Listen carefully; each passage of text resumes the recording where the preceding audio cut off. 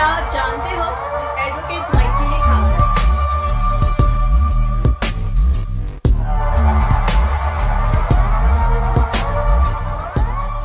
Hello friends, वसीयत part 3 episode में आप सबका स्वागत है। मैंने आपको लास्ट दोनों एपिसोड में वसीयत के बारे में बहुत सारी जानकारी दी हुई है। इस एपिसोड में हम वसीयत के रजिस्ट्रेशन के बारे में बात करेंगे। वैसे तो इसके रजिस्ट्रेशन का कंपलसरी नहीं होता, लेकिन इसका रजिस्ट्रेशन कर देने की वजह से इसकी मान्यता और ज़्यादा बढ़ जाती है। वसीयत लिखने के बाद इसे सब रजिस्ट्रार या रजिस्ट्रार के ऑफिस में जाके रजिस्टर करवाना पड़ता है। रजिस्ट्रार या सब रजिस्ट्रार का ऑफिस आपके एरिया के तहसील ऑफिस में ही होता है। इसका रजिस्ट्रेशन करवाने का कोई टाइम लिमिट नहीं होता। आप वसीयत पहले लिख के रख सकते हैं और जब भी आपको टाइम मिले तो और जाके आप रजिस्टर करवा सकते हैं। ये वसीयत सादे पेपर पे लिख के उसके प्लेन पेपर पे प्रिंट आउट निकाल के उसे रजिस्ट्रार ऑफिस में जाके रजिस्टर करवाना पड़ता है। जाते वक्त साथ में प्रॉपर्टी के सारे डॉक्यूमेंट्स लेके जाने पड़ते हैं, आधार कार्ड लेके जाना पड़ता है और आपके फोटोग्राफ्स लेके जाने पड़ते हैं। जैसे कि मैंने पहले बताया है आपको कि वसीयत करते वक्त आपको 2 विटनेसेस की ज़रूरत पड़ती है। तो जब आप वसीयत करने के बाद रजिस्टर करने के लिए सब रजिस्ट्रार ऑफिस में जाते हो तो विटनेसेस को भी साथ में लेके जाना पड़ता है। तभी उनके साथ उनका आईडी प्रूफ, आधार कार्ड और 2 फोटोग्राफ्स लेके जाने पड़ते हैं। अब हम बात करते हैं रजिस्ट्रेशन करने की प्रोसेस क्या होती है। तो प्रोसेस ऐसी होती है कि आप जब वसीयत और वसीयत के 2 प्रिंट आउट्स और सब पेपर्स जो मैंने बताए हैं वो आप जब सबमिट करते हैं तो उसके बाद आपको टोकन दिया जाता है। टोकन देने के बाद सब रजिस्ट्रार आपके वो सारे डॉक्यूमेंट्स वो सब चेक कर लेते हैं और आपका नंबर आने के बाद आपको कॉल कर लिया जाता है। फिर वो वसीयत के ऊपर और दोनों कॉपीज के ऊपर सब रजिस्ट्रार अपने सामने वसीयत लिखने वाले की थंब इम्प्रेशन के साथ नाम और पते के साथ सिग्नेचर्स हर पेपर पे लेते हैं। उसके बाद सब रजिस्ट्रार दोनों विटनेसेस के उस वसीयत के ऊपर हर पेपर के ऊपर उनके थंब इम्प्रेशन के साथ नाम पते के साथ सिग्नेचर्स ले लेते हैं और उसके बाद 1-2 दिन के बाद आपको आपकी वसीयत मिल जाती है। ये सारी प्रोसेस अंदाजन 2 घंटे की होती है। अगर आप रजिस्ट्रेशन के बाद आपकी वसीयत कैंसिल करना चाहते हैं या चेंज करना चाहते हैं तो आप कर सकते हैं।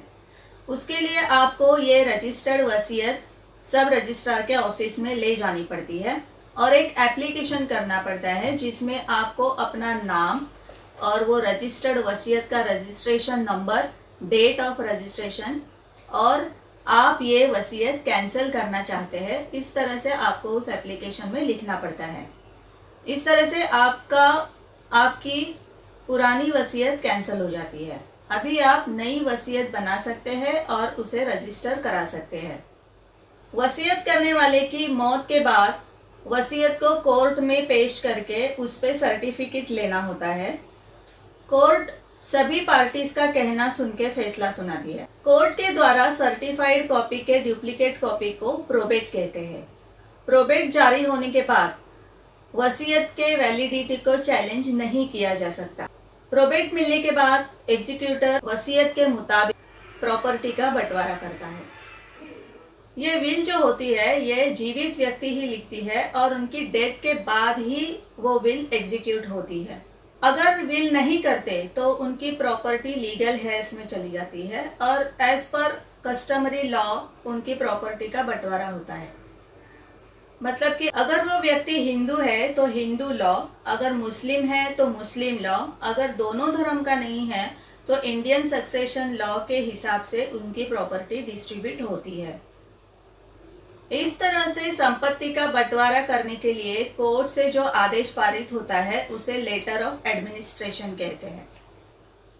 आप इस बात को ध्यान में रखें कि विल सिंपल पेपर पे या लीगल पेपर पे किया जा सकता है और आपकी विल की जेन्युइननेस विटनेस ही प्रूव करते हैं। और गार्डियन एंड पेरेंट्स ये अपने बच्चों के बिहाफ में विल नहीं लिख सकते, उनको ये हक नहीं दिया है। और आप विल लिखते समय आपके लाइफ पार्टनर के हिस्से के बारे में भी उसमें जिक्र करें, ताकि आपकी मौत के बाद आपके लाइफ पार्टनर को किसी परेशानी का सामना ना करना पड़े, वो अपना जीवन खुशहाल बिता सके। आप वसीयत लिखते समय एग्जीक्यूटर और विटनेस का सिलेक्शन करते हैं, तो उनका सिलेक्शन करते समय आप ये बात ध्यान में रखें कि वो व्यक्ति आपकी उम्र के कम उम्र वाले हो, यानी कि वो 35, 40 या 45 साल के हो, क्योंकि अगर उन तीनों में से एक व्यक्ति की भी आपके पहले मौत हो जाती है तो आपकी ये विल कैंसिल हो जाती है और आपको नई बनानी पड़ती है। फ्रेंड्स, अगर मेरा वीडियो आपको पसंद आया तो इसे लाइक करना ना भूलें, और अभी तक अगर मेरे चैनल को आपने सब्सक्राइब नहीं किया है तो प्लीज़ सब्सक्राइब कीजिए और बेल आइकन दबाना ना भूलें, ताकि जब भी मैं मेरा वीडियो अपलोड करूं तो सबसे पहली जानकारी आपको मिले। और मेरे वीडियो को शेयर भी कीजिए। आपको कोई सवाल हो तो आप नीचे कमेंट बॉक्स पे लिख सकते हैं, और अगर आप चाहते हैं कि मैं किसी और विषय पे वीडियो बनाऊं तो आप उस विषय के बारे में नीचे कमेंट बॉक्स पे जिक्र कर सकते हैं। मैं उस विषय पे वीडियो बनाने की पूरी कोशिश करूंगी। थैंक यू दोस्तों। जानकार रहो, सुरक्षित रहो।